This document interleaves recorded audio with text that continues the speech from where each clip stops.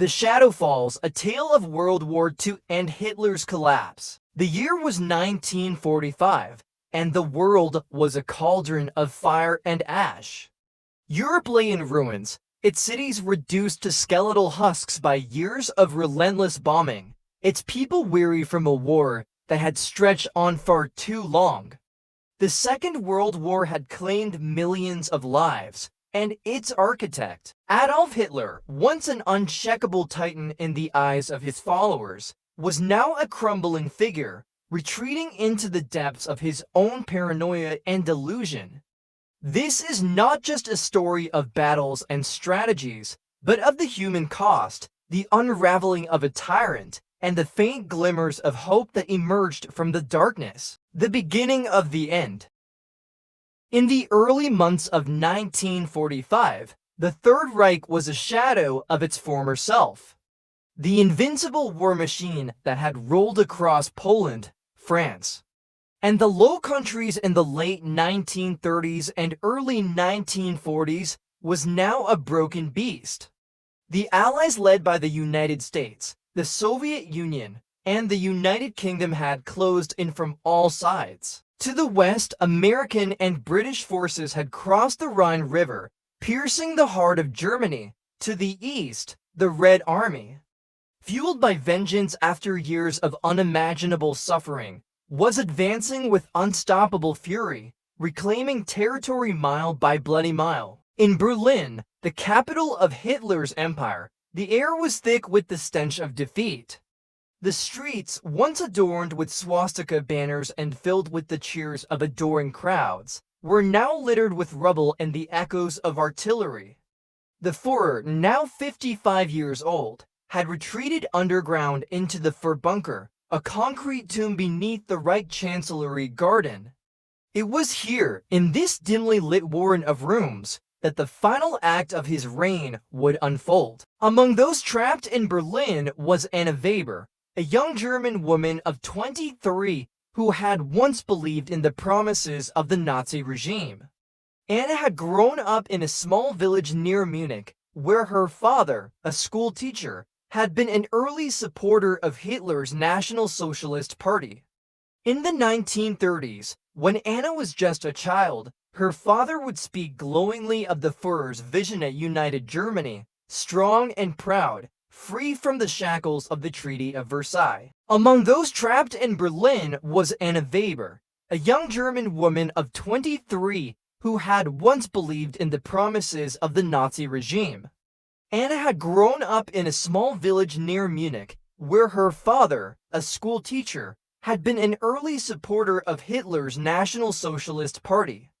In the 1930s, when Anna was just a child, her father would speak glowingly of the Führer's vision of united Germany, strong and proud, free from the shackles of the Treaty of Versailles. On April 16, 1945, as the Soviet offensive against Berlin began, Anna sat at her desk, her fingers trembling over the keys of her typewriter. The officer she worked for, Hauptsturmführer Müller, paced the room, barking commands into a telephone that rarely answered. "The Führer has a plan," Müller muttered, more to himself than to her. "He always has a plan," but Anna could see the doubt in his eyes, the sweat beating on his forehead despite the chill of the spring morning. Outside, the distant rumble of artillery grew louder, a grim reminder that the Red Army was closing in. The bunker, a tyrant's last stand. Deep beneath the earth, Adolf Hitler was a man unmoored from reality. His health had deteriorated, his hands shook from what some whispered was Parkinson's disease. His once piercing blue eyes were clouded, and his voice, which had once rallied millions, was reduced to a rasping croak. Surrounded by a dwindling circle of loyalists, including his longtime companion Eva Braun, propaganda minister Joseph Goebbels, and a handful of generals, Hitler clung to fantasies of victory. He pored over maps of a Germany that no longer existed, issuing orders to armies that had been annihilated or surrendered. On April 20th, Hitler's 56th birthday, a feeble celebration was held in the bunker. Eva Braun, ever the optimist, had managed to scrounge up a small cake, its icing made from ersatz sugar that tasted faintly of sawdust. The mood was grim. The generals who attended men like Wilhelm Keitel and Alfred Jodl offered hollow congratulations, their faces etched with exhaustion. Goebbels delivered a speech praising the Führer's genius, but even his words lacked their usual venom. Hitler, seated at the head of the table, barely touched the cake.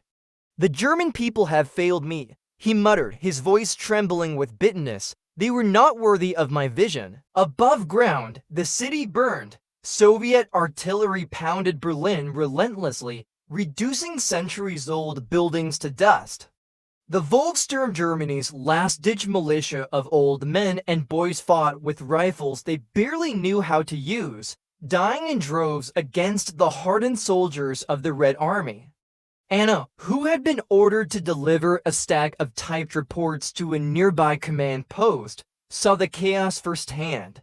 She stepped over the bodies of children no older than 15, their Hitler Youth uniforms stained with blood.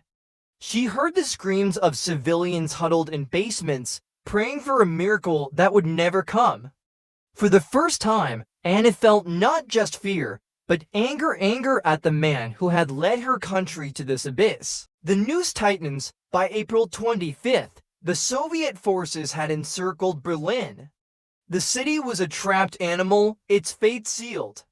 In the bunker, Hitler's grip on reality slipped further. He raged at his generals, accusing them of treason when they reported the collapse of the front lines. He spoke of secret weapons that would turn the tide: V-3 rockets, jet fighters, a mythical army rising from the ashes.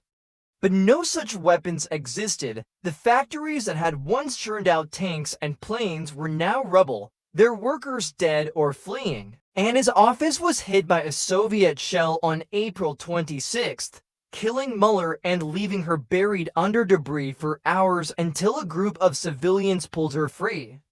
Coughing and covered in dust, she stumbled through the streets, her only thought to survive. She had no loyalty left for the regime, no hope for the Führer's promises. She joined a stream of refugees moving west, hoping to escape the city before the Soviets closed the noose entirely. In the bunker, the end drew nearer.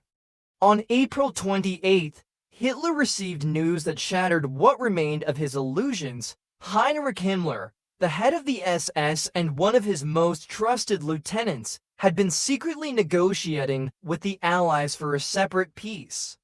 Hitler flew into a rage, screaming that Himmler was a traitor, that the SS had betrayed him. He ordered Himmler's arrest, oblivious to the fact that Himmler was far beyond his reach. That same day, he learned of the death of Benito Mussolini, his Italian ally, who had been executed by partisans and strung up in a public square. The image haunted Hitler. He would not suffer the same fate. The final hours on April 29th, Hitler made his decision. He would marry Eva Braun in a brief, bleak ceremony, a final act of defiance against a world that had turned against him. The wedding took place in the bunker's map room, officiated by a trembling city official dragged underground for the occasion. Goebbels and his wife Magda were the witnesses, their 6 children asleep in a nearby room, children who would soon meet a horrific end at their parents' hands. Eva smiled faintly as she signed the marriage certificate, but Hitler's expression was blank, his mind already elsewhere. The next day, April 30th, the end came. Soviet troops were now just blocks from the Chancellery, their shouts echoing through the ruined streets. Hitler and Eva retreated to his private study. He had given orders for their bodies to be burned after death, ensuring no one could desecrate them as Mussolini's had been. At around 3 p.m., a gunshot rang out from the room. Moments later, aides entered to find Hitler slumped on a sofa, a pistol in his hand, blood trickling from a wound in his temple. Beside him lay Eva, her lips tinged blue from cyanide. The bunker's occupants moved quickly, Hitler's body, wrapped in a blanket, was carried up to the Chancellery garden, doused with gasoline, and set alight. The flames roared, consuming the man who had ignited a global inferno. Eva's body burned beside his. As the fire crackled, the Soviet artillery grew louder, a fitting requiem for the fallen dictator. Aftermath: Anna never saw the bunker or the bodies. She had escaped Berlin just in time, joining a group of survivors who surrendered to American forces in early May. The war ended officially on May 8, 1945, with Germany's unconditional surrender. The Third Reich was dead, its leader reduced to ashes, its ideology exposed as a monstrous lie. In the years that followed, Anna rebuilt her life. She settled in a small town in Bavaria, working as a seamstress until later marrying a kind man who had fought in the war but rejected its cause. She rarely spoke of those dark days, but when she did, it was with a quiet resolve to ensure such horrors never happened again. Hitler's fall was not just the end of a man, but the collapse of a twisted dream that had cost the world dearly. From the ashes of his empire, nations rose to heal, to remember and to vow that the shadow of tyranny would never again darken the earth. The war was over, but its echoes would linger for generations.